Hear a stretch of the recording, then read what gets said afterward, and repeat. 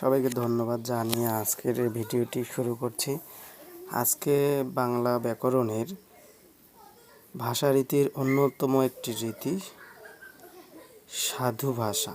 সাধু ভাষা কাকে বলে? প্রাচীন বাংলা গদ্য সাহিত্যের রূপ থেকে যে সাহিত্য ভাষা একমাত্র আদর্শ ব্যবহার্য ভাষা হিসেবে রূপ লাভ করেছে তাকে সাধু ভাষা বলে। সাধু ভাষা শিষ্টজনের সাহিত্যের ভাষা। সাধু ভাষা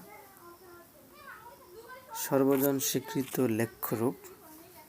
সাধু ভাষায় তৎসম শব্দের প্রাধান্য বেশি।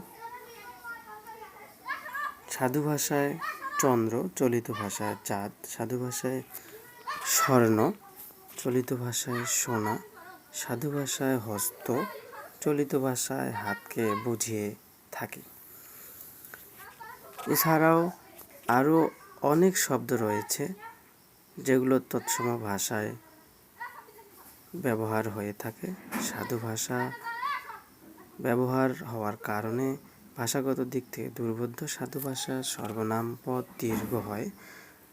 যাহারা, যারা, তাহারা, তারা, তাহাদিগকে, তাদেরকে। সাধু ভাষা একটি বিশেষ রূপ মেনে চলে। সাধু ভাষায় সর্বনাম পদ দীর্ঘ হয়, ক্রিয়াপদও দীর্ঘ হয়, যেমন করিয়াছি, সংক্ষিপ্ত করেছি, বলিয়াছি, বলেছি। সাধু রীতি ব্যাকরণের নিয়ম মেনে চলে, কর্তা কর্ম ক্রিয়া। সাধু ভাষা অনুসর্গের পূর্ণরূপে ব্যবহার হয়, হতে, হইতে, দিয়া, দিয়ে।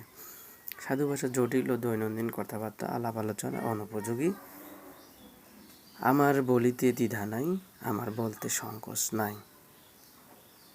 সাধু ভাষা বাংলা ব্যাকরণের অন্যতম একটি ভাষারীতি। সবাইকে ধন্যবাদ।